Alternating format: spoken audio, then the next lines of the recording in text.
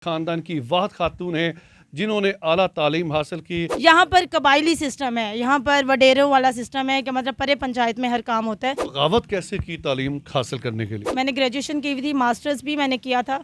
तो उसके बाद जब मैंने अपने करियर का स्टार्ट किया था तो बैंकिंग से स्टार्ट लिया था। फिर बैंकिंग के बाद मुझे बैंकिंग में स्कोप नज़र नहीं आया तो मैं मीडिया की तरफ आई। गाँव के लोग जो थे वो तो मेरी जो अंकल लोग, मेरे रिश्तेदारों को उस वक्त भी प्रॉब्लम था और आज भी उनसे प्रॉब्लम है। मैं अपने ख़ानदान का, जिस तरह पाकिस्तान में सियासत हॉट टॉपिक है, इसी तरह मैं अपने ख़ानदान का हॉट टॉपिक आज भी हूँ। तन्हाई में जब इंसान बैठता है ना तो देखता है पीछे कि मेरे साथ किन किन लोगों ने अच्छाइयाँ की। मेरा ननियाल हो, मेरा ददयाल हो, हर किसी ने रास्ते में रोड़े ही अटकाए हैं। MYK न्यूज की वीडियोस देखने के लिए हमारा चैनल सब्सक्राइब कीजिए और बेल आइकॉन को क्लिक कीजिए ताकि आप हमारी आने वाली वीडियो से बाखबर रह सकें।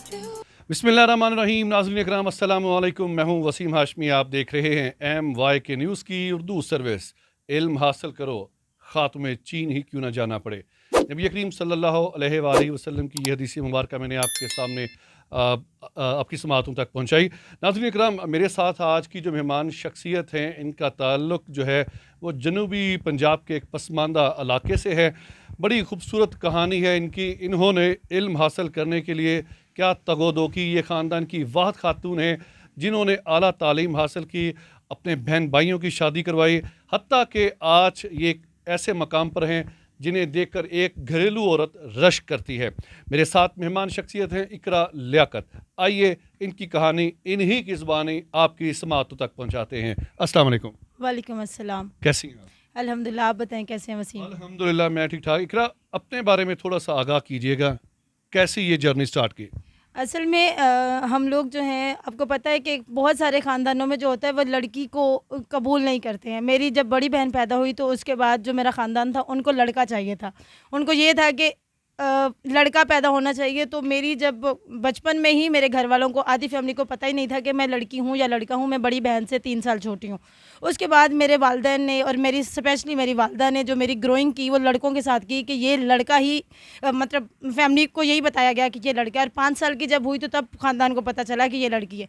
लेकिन ख़ानदान मेरा क्योंकि पढ़ा लिखा नहीं था, मेरे वालिद साहब ने मैट्रिक किया हुआ, लेकिन मेरी वालदा एक घरेलू खातून है, हाउस वाइफ है। मेरी वालदा पढ़ी लिखी नहीं है। और कज़न मैरिजेस में आपको पता बहुत ज़्यादा प्रॉब्लम्स क्रिएट होती है। और जो मेरी फैमिली बैकग्राउंड है इसमें मोस्टली कज़न मैरिजेस का ही रवाज है। तो जब मेरा पता चला तो वो पढ़ने नहीं दे रहे थे। मैं पढ़ने में भी बहुत अच्छी थी, स्पोर्ट्स में भी। मेरे अंदर जो कॉन्फिडेंस बिल्डअप किया वो मेरी वालदा ने बिल्डअप किया। तो मेरी वालदा चाहती थी कि मैं पढूं। मैंने जब मिडल किया तो उस वक्त 2007 में मैंने मिडल किया तो मेरे वालिद साहब बहुत ज़्यादा बीमार थे।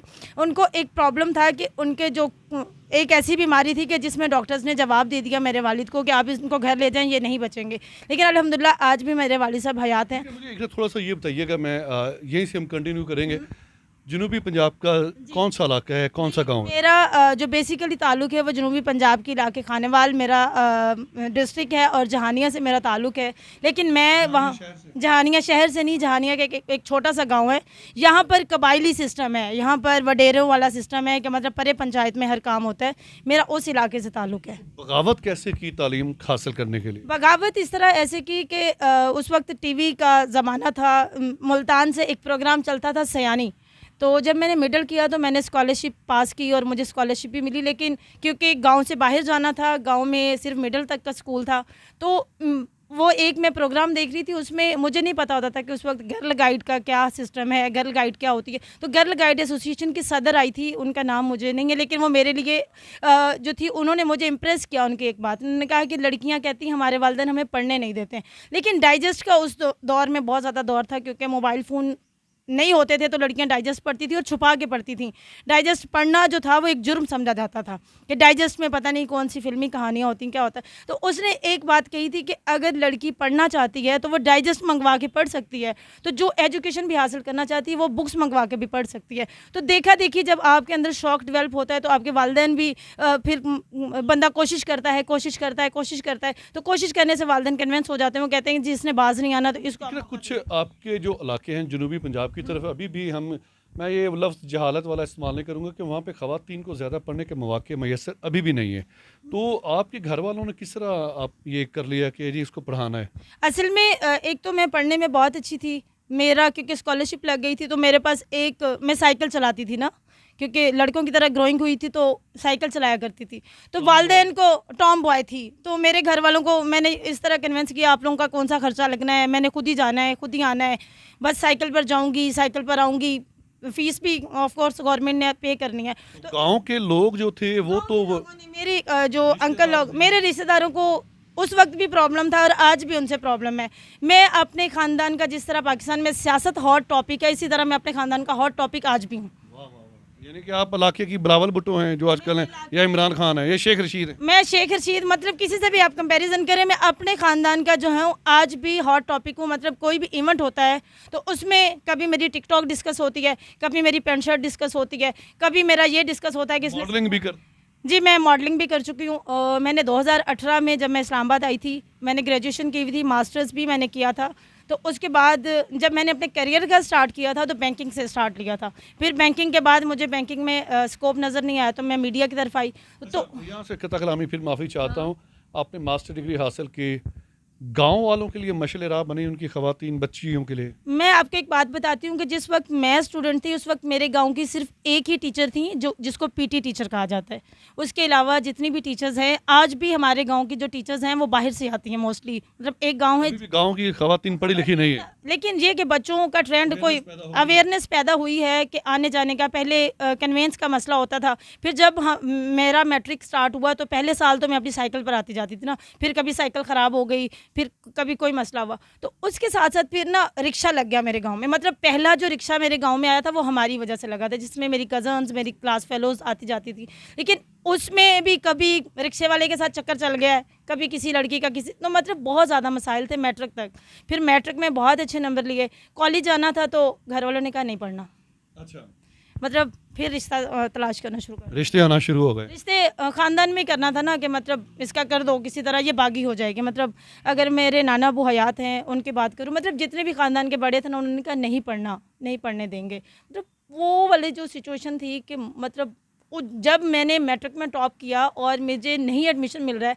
आपको पता है कि एक जो उड़ता हुआ परिंदा होता है उसके पर काट के उसको कमरे में बंद कर दिया जाए तो क्या सिचुएशन होती है। मैट्रिक में आप कौन से ग्रेड पे? मैट्रिक में मेरे 1050 में से 980 नंबर थे और मैंने बहुत अच्छे उस वक्त ग्रेड्स मैंने लिए। और इवन जिस दिन मेरा रिज़ल्ट आया था तो उससे पहले मैंने मोहल्ले में एक शरारत की थी, तो मुझे अपने वाले साहब से अच्छी खासी पटाई भी हुई थी। तो वो इतनी पटाई हुई थी कि मतलब बहुत ज़्यादा पटाई हुई थी और वो मैंने किसी का सर फोड़ दिया था। तो उसकी वजह से मेरे मोहल्ले में शिकायत आई और मेरे बाबा ने मुझे बहुत ज़्यादा पीटा। लेकिन शाम में जब मेरे बाबा मुझे ढूंढ रहे हैं और वो आपको पता उस वक्त ऐलान होता था कि रिज़ल्ट आ गया और आप सारे चेक कर लें, तो बाबा ने रिज़ल्ट चेक किया तो मुझे लगा अभी फिर कोई शिकायत आई है तो अभी फिर मुझे मार पड़ेगी। मैं मुश्किलात कैसे, कितनी मुश्किलात हुई FSC BSc और ये मास्टर की डिग्री हासिल करने में? जो सबसे ज़्यादा मुश्किल हुई वो मैट्रिक के बाद फर्स्ट ईयर में हुई। फर्स्ट ईयर में मुझे गांव से शहर में जाना, गाँव से शहर जाने के लिए वसाइल भी नहीं थे, घर वाले मान भी नहीं रहे थे, एडमिशन नहीं मिल रहा था। और जो मेरे चाचा ताया हैं, फूफियाँ, स्पेशली जो मेरी फूफियाँ थीं, वो इस हक़ में नहीं थी कि मैं पढूं। उन्हें सिर्फ एक चाहिए होता था मुद्दा कि मतलब फैमिली कज़न मैरिज थी तो मेरी मम्मा को पंप करती थी ना, और मेरी मम्मा मेरे मुखालिफ रहती थी, मतलब साथ भी देती थी लेकिन स्टार्ट में मुखालिफ रहती थी। बाबा को कन्विंस करना आसान होता था, लेकिन जिस वक्त मैट्रिक का रिज़ल्ट आया, आपको पता है जब 3 माह की छुट्टियां होती हैं, समर वेकेशंस, तो उसमें बच्चों को मुख्तलिफ़ कोर्सेज़ की परमिशन मिलती है। लेकिन मुझे उस वक्त जो कोर्स करवाया गया था, मुझे सिलाई कढ़ाई का करवाया गया ना कि मैट्रिक के बाद आपकी शादी कर दी जाएगी। अच्छा, ये आप इकरा माशाल्लाह आपने स्ट्रगल बहुत की है। अब आप प्रीवियस लाइफ देखती हैं, माजी की तरफ देखती हैं, तो क्या दिल रोता है कभी कभी? मैं जब अपने पीछे अपने फैमिली की पिछली नेगेटिविटी और आज तक की जो नेगेटिविटी मैं बर्दाश्त करती हूँ, तो मैं अब 4-4 महीने घर ही नहीं जाती हूँ, क्योंकि जब भी मैंने घर जाना है कोई ना कोई बात ऐसी निकल आनी है, इसकी शादी क्यों नहीं हुई। अभी मेरे ख़ानदान में जो मेरा सबसे हॉट टॉपिक चल रहा है कि छोटी की शादी हो गई है, ये अभी तक कमा नहीं कर, ये शादी क्यों नहीं कर रही, ये किसी को पसंद करती है, अगर करती है तो करती क्यों नहीं है। अपने बहनों की भी शादी करवा दी, भाइयों की भी शादी करवा दी। मैरिड है और सबसे छोटी बहन भी मैरिड है। उसके अलावा भाई, आज जो मैं देखती हूँ, जो मेरी पढ़ाई से मेरी फैमिली में शऊर आया वो ये है कि मेरे भाई मेरे साथ सपोर्ट करते हैं। जिंदाबाद। और नाज़रीन, ये बहुत अच्छी बात है कि जनूबी पंजाब की एक ऐसी खातून जिसने तालीम हासिल करने के लिए सभी के साथ वो कहते हैं ना आडा लगा लिया, और उस आडे लगाने के बाद ये हुआ कि आज ये वफाकी दारुल हुकूमत में एक अच्छी जॉब भी कर रही हैं, बहनों भाइयों की शादी भी करवा दी है। इसके इलाके की जो बच्चियाँ हैं उसके लिए ये उनके लिए मेंटोर है। इकरा तन्हाई में जब इंसान बैठता है ना तो देखता है पीछे कि मेरे साथ किन किन लोगों ने अच्छाइयाँ की, किन लोगों ने मेरे रास्ते में कांटे बिछाए। मेरे रास्ते में अगर मैं अपनी फैमिली की बात करती हूँ, मेरा ननियाल हो, मेरा ददयाल हो, हर किसी ने रास्ते में रोड़े ही अटकाए हैं। किसी को मेरी ड्रेसिंग से प्रॉब्लम था, किसी को मेरे हेयर स्टाइल से प्रॉब्लम था, लेकिन मैं बागी शुरू से थी। मैं कुछ ना कुछ करना चाहती थी। जावेद हाशमी के इलाके की, हाँ मैं बागी हूँ। मैं बागी हूँ। मैं जिस दिन मैंने मैट्रिक किया था और मेरे बाबा मुझे एडमिशन नहीं लेके दे रहे थे, मैंने स्ट्रेट फॉरवर्ड कहा था मैं भाग जाऊँगी, मुझे पढ़ना है। उन्होंने कहा शादी कर देंगे, रिश्ता ढूंढ रहे हैं। इवन मेरे छोटे बहन भाई कहते जनूबी पंजाब में तो इकरा ये होता है ना कि लड़कियां 8वीं या 10वीं क्लास क्रॉस करती हैं ना, शादियां हो जाती हैं और कोई अफेयर चलता है, या तो वो जिंदा दरगोर कर दी, कत्ल व गारत हो जाती है। मेरा असल में अफेयर के मामले में मैं पहले भी कमज़ोर थी और आज भी कमज़ोर हूँ। अफेयर मैंने नहीं चलाया। टॉम बॉय है ना आप तो। टॉम बॉय है। एक मेरा अफेयर चला था जिसमें जब मैं बैंकिंग में थी, मतलब ग्रेजुएशन कर चुकी थी, और वो इस्लामाबाद में थी ना? वो इस्लामाबाद में नहीं थी, मैं वहीं पे जॉब कर रही थी। तो एक मतलब लड़की जो कि मुझे लाइक करता था, इवन मेरी पूरी फैमिली को कन्विंस कर चुका था। तो क्योंकि मैं अपने हालात को, अच्छा रिश्ता था तो मैं उस रिश्ते को अपने घर लेकर आई थी।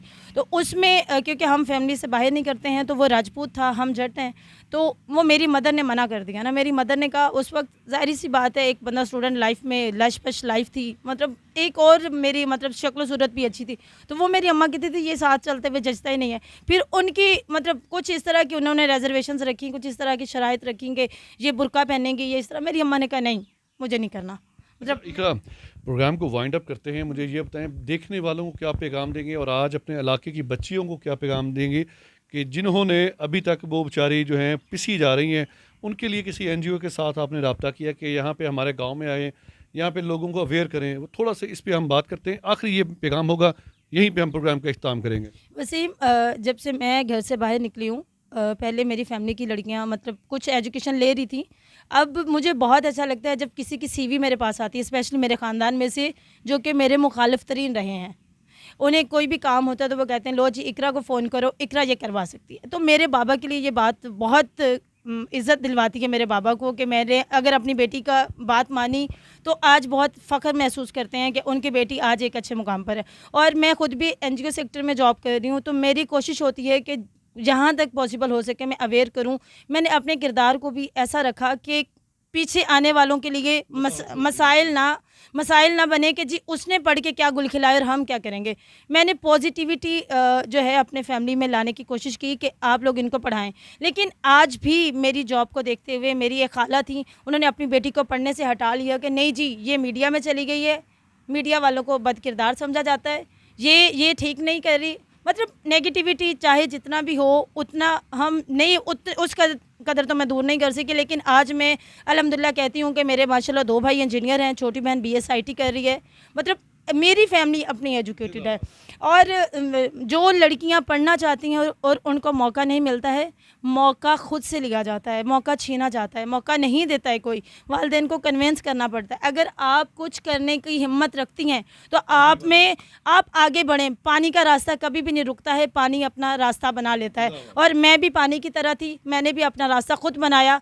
मैं अगर अपने ख़ानदान की आज भी बात करूँ तो मैं अपने ख़ानदान की बागी हूँ। मेरे ख़ानदान वालों का आज भी बस चले तो वो मुझे रोक दें, और हो सके क्योंकि अब मैं उनके हाथ नहीं आती, मेरे पीछे मेरे भाइयों की सपोर्ट है, और मेरे ददियाल और ननियाल का बस चले तो मुझे ज़िंदा दरगोर कर दें। इकरा की सारी गुफ्तगू में एक तो कमेंट ऐसे हैं जो दिल को लगे कि मसाइल नहीं मसाल बने। और इकबाल भी क्या खूब कहते हैं कि पलटना झपटना, झपट कर पलटना, लहू गर्म रखने का है एक बहाना। कैमरामैन उमर के साथ वसीम हाशमी, वफाकी दारुल हुकूमत, इस्लामाबाद।